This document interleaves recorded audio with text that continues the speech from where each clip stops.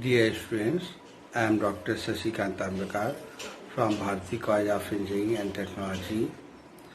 Today we will start our next chapter, third unit.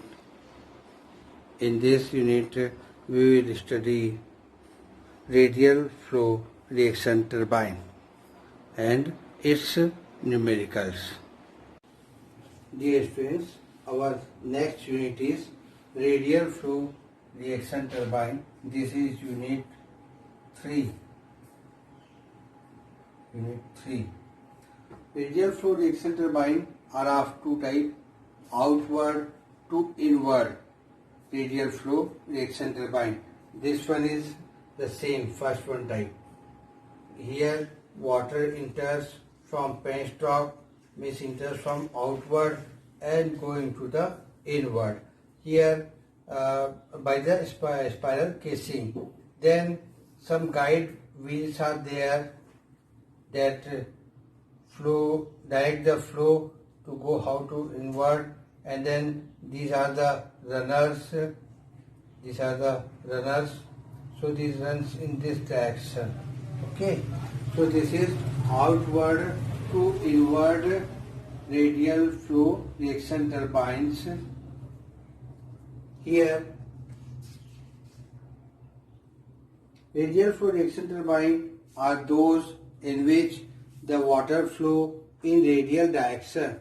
The water may flow radially from outward to inward toward the axis of rotation. This one is the axis of rotation. From inward to out. From inward to outward. Second is from inward to outward.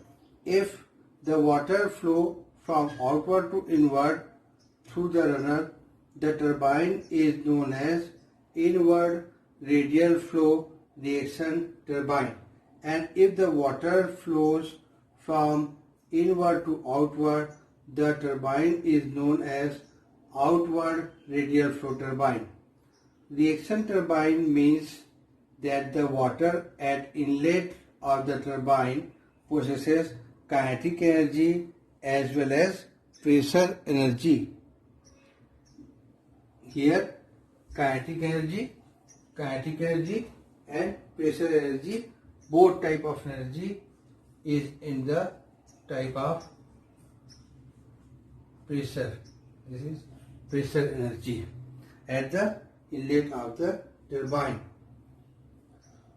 As the water flows through the runner, a part of pressure energy goes on changing into kinetic energy while flowing from this runner. These are converted into kinetic energy. Thus the water through the runner is under pressure. The runner is completely enclosed in airtight casing and the runner is always full of water. Here this is full of water. Main parts of radial flow reaction turbine. Here the main parts of turbine are casing,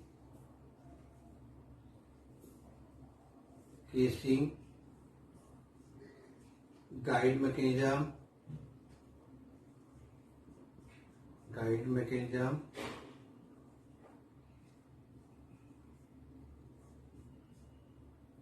runner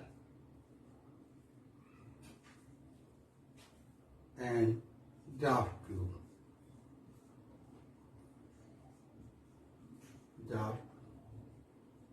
tube. Here casing is, in case of reaction turbine, casing and runner are always full of water. The water from penstock enters casing, which is a form of spiral shape. This casing is of spiral shape, in which area of cross section of the casing goes on decreasing gradually. The casing completely surrounds the runner of the turbine. The casing, as shown in the figure, is made in spiral shape. so that the water may enter the runner at constant velocity throughout the circumference of the runner.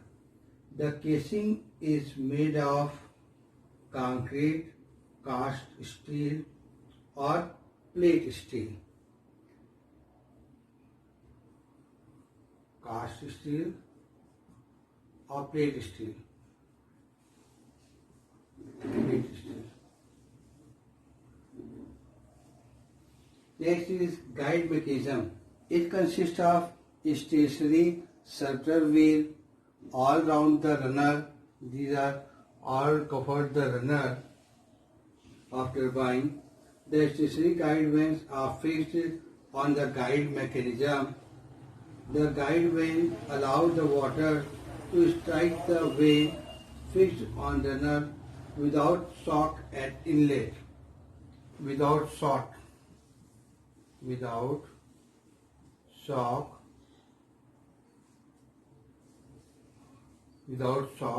at inlet.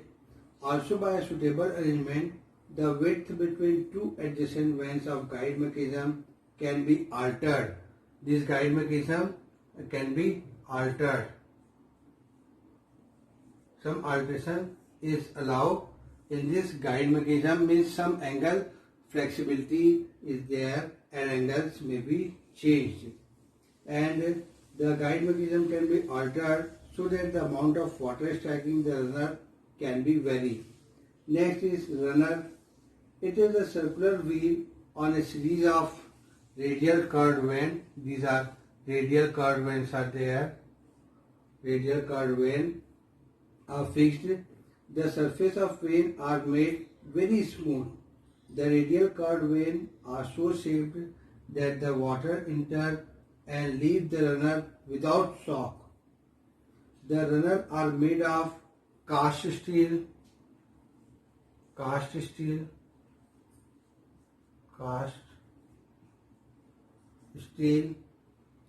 iron or stainless steel, cast iron or stainless steel. They are keyed to the shaft. Next is draft tube. The pressure at exit of the runner of ejection turbine is generally less than the atmospheric pressure. Exit less than runner pressure.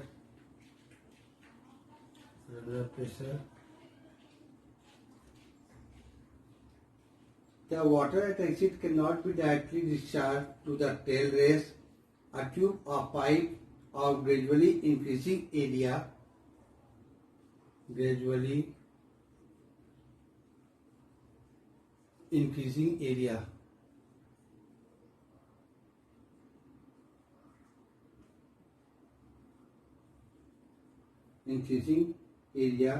is used for discharging water from exit of turbine to the tail race.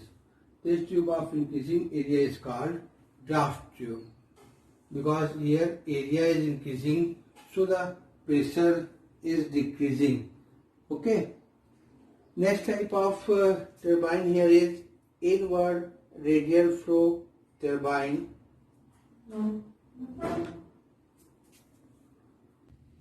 This is inward radial flow turbine. Here this figure shows in which the case of water from the casing enter stationary guiding wheel.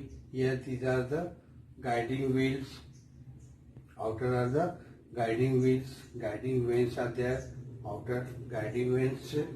And the guiding wheel consists of guide vanes which direct the water to enter the runner, which consists of moving vanes. This is the runner that consists of moving vanes are there fitted, and guiding vanes guide the water to strike the moving vanes of the runner. The water flow over the moving vane in inward radial direction and is discharged at the inner diameter of the runner. Here, this inner part is for discharge of this water. The outlet diameter of runner is the inlet and the inner diameter is the outlet. Velocity triangles and work done by water runner. As we have studied in our earlier chapters, we have discussed detail the force exerted by water on radial curved vane fixed on a wheel. From the force exerted on the vane, the work done by water, the horsepower given by water to the vane and efficiency of the vane can be obtained. Also, we have drawn velocity triangles at inlet and outlet of the moving radial vane. From the velocity triangle, the work done by water on the runner, horsepower and efficiency of turbine can be obtained. For calculating the work done per second on the runner by water is given by work done here, work done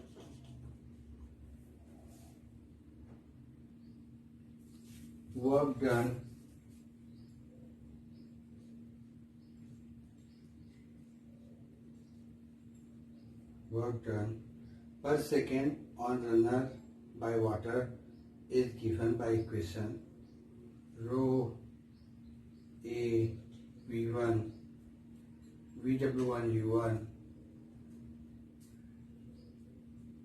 plus minus VW2 U2, that may be rho, and AV is Q discharge, so this is VW1 U1 plus minus VW2 U2. This is the equation.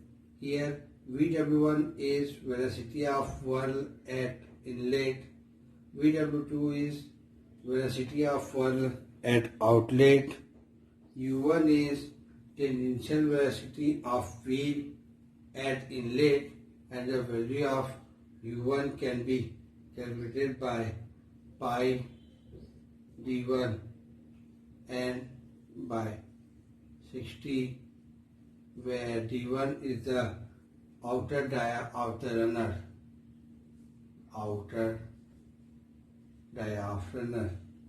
and U2 can be calculated as pi d2 and by 60. Here d2 is the inner dia of runner,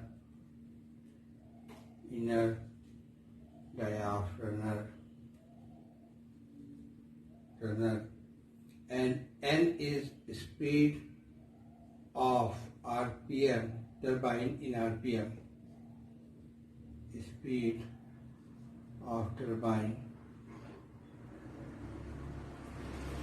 in RPM. Work done per second per unit weight of water striking per second.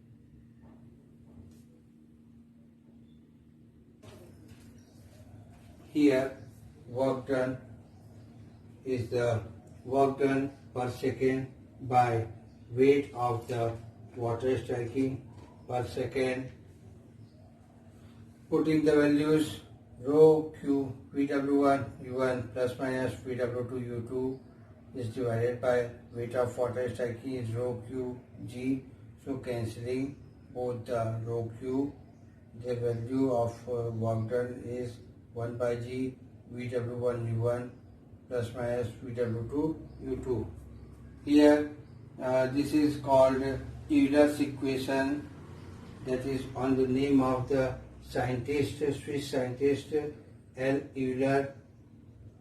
Here this equation is the fundamental equation of hydrodynamic machine. This equation was given by Swiss scientist. Here the value of beta is acute angle. This is positive, and for beta obtuse angle this is negative. If the angle beta is 90 degree, at that time the value of VW2 is 0, and the work done per second per unit weight of water striking per second become as 1 by G VW1 U1. Hydraulic efficiency is obtained by this equation, and hydraulic efficiency is Rp by Wp, where Rp is runner power and Wp is water power. Putting the values here, W by 1000 G, VW1 U1 plus minus VW2 U2 is divided by WH by 1000. Cancelling W and 1000 here, we are getting VW1 U1 plus minus VW2 U2 is divided by GH. Here, if discharge is radial at outlet, that is beta equal to 90, on that case VW2 is equal to 0. So this efficiency eta hydraulic is equal to VW1 U1 by GH.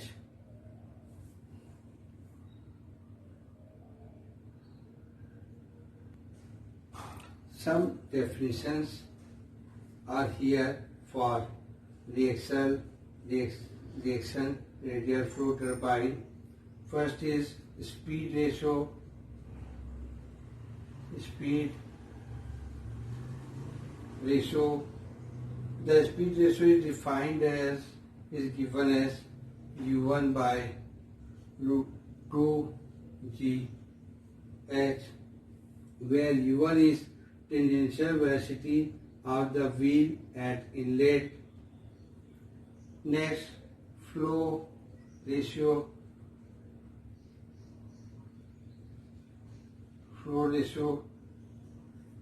Generally, flow ratio is given as V F1 by root 2 GH, where H is head of turbine.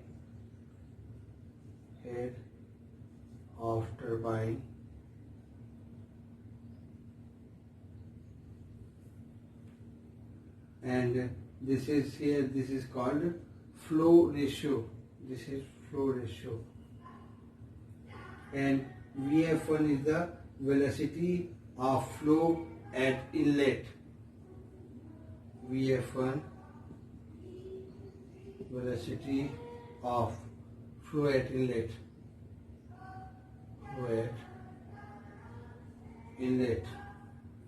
Discharge of turbine. The discharge of turbine can be calculated as discharge of turbine Q equal to pi D1 B1 V F1. For continuity equation, these are VF1. V is different and F1 is also different. So pi D2 V2 V F2. Here D1 is diameter of runner at inlet. D1 is diameter of runner at inlet. D2 is diameter of runner at outlet.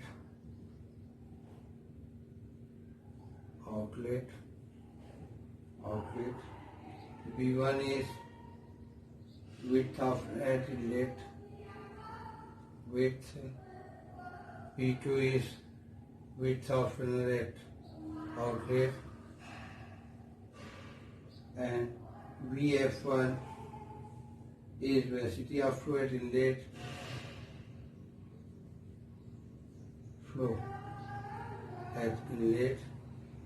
And VF2 is velocity of flow at outlet. If the thickness of veins are taken into consideration, then the area through which flow takes place is given by pi d1 minus nt while calculating the thickness.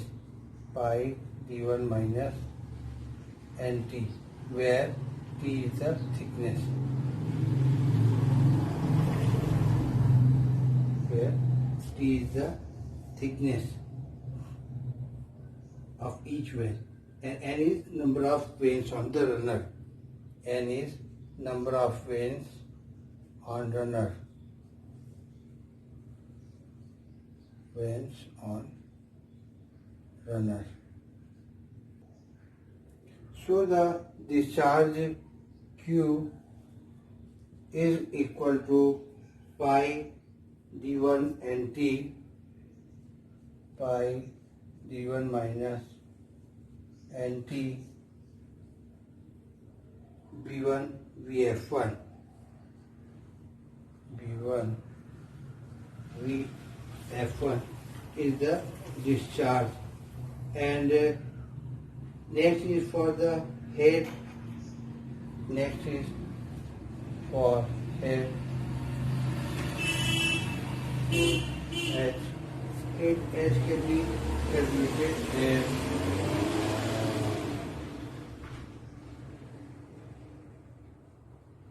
H equal to P1 by rho g into V1 square by 2g. Here P1 is pressure at inlet. Next is radial discharge. Radial discharge.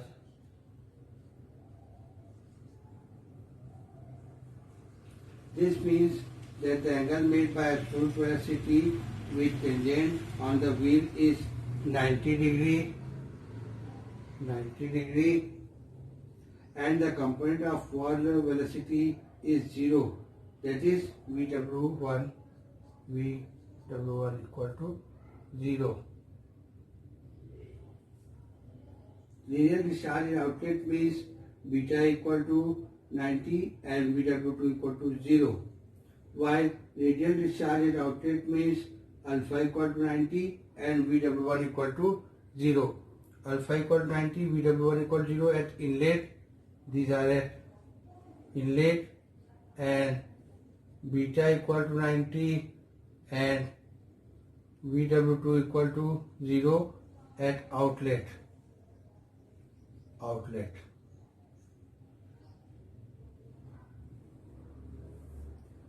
If there is no loss of energy when the water flows through veins, then H equal to V1 minus V1, no loss of energy.